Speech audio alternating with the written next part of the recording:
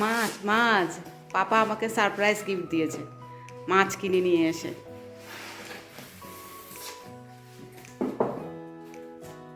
মাঝে মাঝে আমাদের মেয়েদের এমন সারপ্রাইজ পেতে খুবই ভালো লাগে। বিয়ের আগে আমার আবদারগুলো বাবা পূরণ করতো, আর এখন ও। আমি ইলিশ খেতে ভীষণই ভালোবাসি। মাস্ট্রিচে ইন্ডিয়ান বা বাংলাদেশি দোকান কোনোটাই নেই বলে অনলাইনে অর্ডার করেছি সুন্দরবন থেকে। সুন্দরবন মানে আপনারা যেটা ভাবছেন সেটা নয়, এটা হচ্ছে একটা দোকানের নাম। নেদারল্যান্ডে ডেন হাগ বলে একটা জায়গা আছে, ওখানে এই দোকানটি আছে। এই দোকানটির আবার অনলাইন সার্ভিসও আছে। যদি 40 ইউরোর বেশি কিছু অর্ডার করা হয় তবে ওরা ফ্রি সার্ভিস দিয়ে একেবারে হোম ডেলিভারি করে দেয়। ইদানিং দেখি আমার মানি প্ল্যান্টের গাছটার উপরের দিকের একটা পাতা কালো হয়ে যাচ্ছে, তাই ভাবলাম জলটাকে পাল্টে দিই।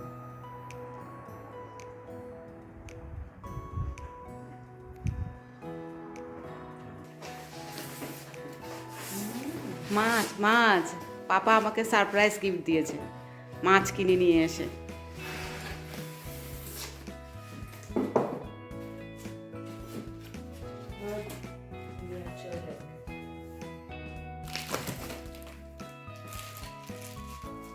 বলে দাও তুমি কি কি অর্ডার করেছো।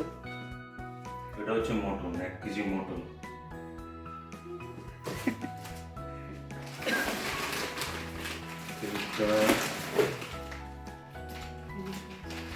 এটা হচ্ছে কাতলা মাছ।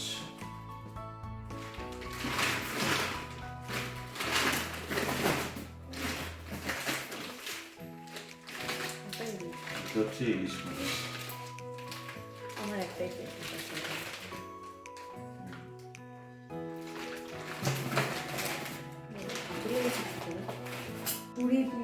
এটা কোথা থেকে অর্ডার করেছো তুমি? এটা অর্ডার করেছি সুন্দরবন বলে একটা দোকান আছে ডেনাগে, ওখান থেকে। বাট এখানে তো লেখা আছে থাইল্যান্ড। না, ওইটা অন্য। এই যে এখানে লেখা আছে থাইল্যান্ড। এসছে থাইল্যান্ড থেকে। থাইল্যান্ড থেকে? এটা হচ্ছে, দেখি এদিকে ঘোরাও। এটা প্যাকেটটা এটা অন্য কিছু হবে। ওরা প্যাকেটটা অন্য কিছু দিয়েছে, বাট অ্যাকচুয়ালি এটা এসছে মাস্ট্রিচ থেকে ডেন হাগের দূরত্বটা আবার অনেকটা। ইউরোপে যারা থাকে তাদের বাড়ির কাছাকাছি যদি ইন্ডিয়ান বা বাংলাদেশি শপ থাকে তাহলে তারা খুবই লাকি, খাবার দাবারের কোনো সমস্যা হয় না। কিন্তু যাদের নেই তারা প্রায় 2-3 ঘন্টা পথ পাড়ি দিয়ে হলেও স্বাদের জিনিসপত্র বা খাবার খেতে চলে যায়। আজ শনিবার বলে মেয়ের স্কুল ছুটি, তাই ও আমাদের সবার জন্য ব্রেকফাস্ট বানাচ্ছে এখন। আমার ফ্রিজটাও আবার একেবারে ভর্তি। আগের দিন বাজার থেকে চিকেন এনেছি, আর আগের সপ্তাহে মুসেফোরামের এশিয়ান শপ থেকেও কিছু মাছ এনেছিলাম, সেগুলো এখনও খাওয়া হয়নি। আমাকে সারপ্রাইজ দিতে গিয়ে এখন ফ্রিজে এগুলো রাখার জায়গাই নেই। শেষে ওকে বললাম ফ্রোজেন চিকেনের একটা প্যাকেট তুমি বাইরে বের করে রেখে দাও, কাল তো রবিবার আছে, চিকেনটাকে রান্না করে নেব।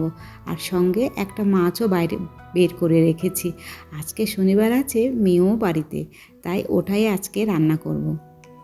এইখানে আসার পর থেকে দুজনেই না একসঙ্গে বাজারে যায় শুক্রবার শনিবার। যা যা লাগে মোটামুটি সপ্তাহে সমস্ত কিছুই নিয়ে আসি। এদিকে আমাকে না জানিয়ে অর্ডারটা করেছে বলে বিপদে পড়তে হলো। ভোলা মাছটাকে আজকে আমি বেগুন দিয়ে রান্না করব। প্রথমে নুন হলুদ দিয়ে মাছটাকে একটু ভেজে নিয়েছি, তারপর ওই তেলে একটু কালো জিরে আর পেঁয়াজ দিয়ে দিয়েছি। পেঁয়াজটা ভালোভাবে ভাজা হয়ে যাওয়ার পরে দিয়ে দিচ্ছি ফালি করে কেটে রাখা বেগুন, একটু নুনও দিয়ে দিলাম। ভোলা মাছ তো সমুদ্রের মাছ, তাই এতে আদা বা জিরা বাটা কোনোটাই দেওয়া যায় না।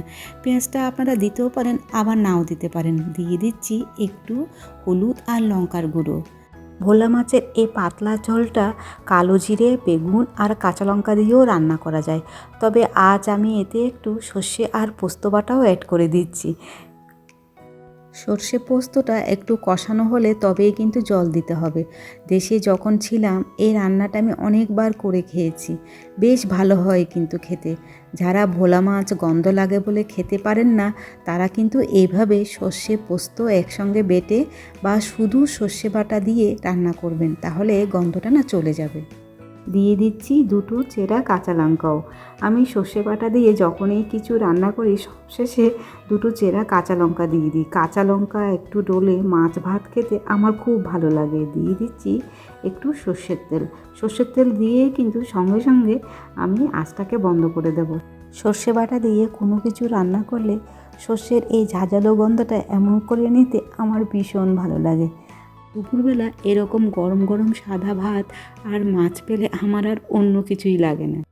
তবে ইউরোপের এই ঠান্ডায় ইদানিং আর ভাত ঘুমটা দেওয়া হয় না। দুপুরবেলা খেয়ে শুলে দেখি বড্ড ঠান্ডা লাগে আর ভীষণ আলস্যি লাগে।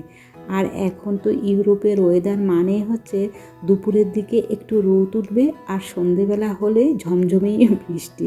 এই দেখুন না, বাইরে এখন কত বৃষ্টি পড়ছে। সকালে কিন্তু বেশ ভালোই রোদ ছিল, এখন আবার বৃষ্টি পড়া শুরু হয়ে গেছে। দেশে আপনারা সবাই গরমে কষ্ট পাচ্ছেন আর আমরা এখানে ঠান্ডায়। যাই হোক, ব্লগটা আজ আমি তাহলে এখানে শেষ করছি। দেখা হচ্ছে খুব শিগগিরই আগামী ব্লগে। ততক্ষণের জন্য বাই বাই।